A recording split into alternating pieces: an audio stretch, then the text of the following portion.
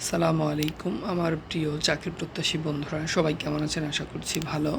বন্ধুরা, আপনাদের চাকরি সংক্রান্ত নতুন আরেকটি নিউজ নিয়ে আপনাদের সামনে হাজির হয়ে গেলাম।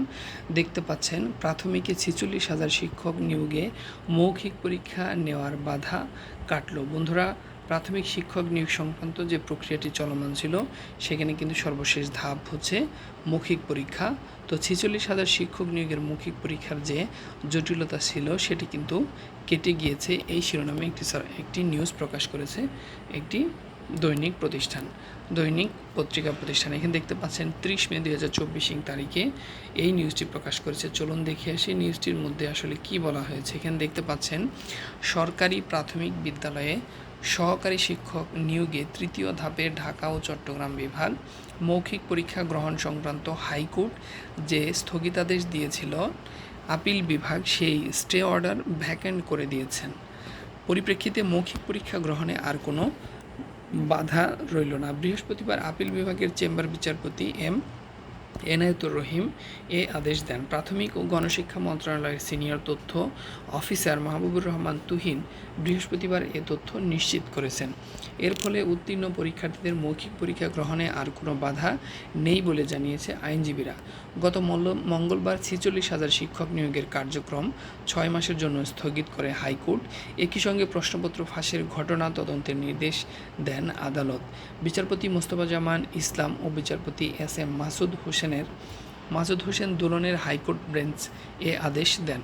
সরকারি প্রাথমিক বিদ্যালয়ের সহকারী শিক্ষক নিয়োগ পরীক্ষার তৃতীয় ধাপের 3 পার্বত্য জেলা ছাড়া ঢাকা ও চট্টগ্রাম বিভাগের 21 জেলা লিখিত পরীক্ষায় সংশোধিত ফল প্রকাশ করা হয় গত 22 এপ্রিল। এতে 46,199 জন প্রার্থীকে মৌখিক পরীক্ষার জন্য নির্বাচিত করা হয়। সহকারী শিক্ষক নিয়োগের জন্য গত 28 ফেব্রুয়ারি প্রথম ধাপে রংপুর, সিলেট ও বরিশাল বিভাগের ক্লাস্টারের বিজ্ঞপ্তি প্রকাশ করে প্রাথমিক শিক্ষা অধিদপ্তর। এরপর 22 মার্চ দ্বিতীয় ধাপে রাজশাহী, খুলনা ও ময়মনসিংহ বিভাগের বিজ্ঞপ্তি প্রকাশ করা হয়। পরে 17 জুন তৃতীয় ধাপে ঢাকা ও চট্টগ্রাম বিভাগে নিয়োগের জন্য বিজ্ঞপ্তি প্রকাশ করা হয়। প্রথম ধাপে 3,60,700, দ্বিতীয় ধাপে 4,59,438 এবং তৃতীয় ধাপে 3,40,000 প্রার্থী আবেদন করেন। তো বন্ধুরা, আপনারা যারা এনটিআরসিতে অর্থাৎ শিক্ষক নিবন্ধনে আবেদন করেছিলেন, দুঃখিত, সরকারি প্রাথমিক বিদ্যালয়ে সহকারী শিক্ষক নিয়োগের জন্য আবেদন করেছিলেন, তাদের জন্য কিন্তু এটি একটি চমৎকার নিউজ। অর্থাৎ প্রথম 2 ধাপের পরীক্ষাগুলো কিন্তু ইতিমধ্যে সফলভাবে অনুষ্ঠিত হয়ে গেছে। তৃতীয় ধাপে শুধু বাকি ছিল ঢাকা এবং চট্টগ্রাম বিভাগের 21টি জেলা। এর মধ্যে কিন্তু আপনার হাইকোর্টের নির্দেশে এই পরীক্ষা বাতিলের অর্ডার করা হয়।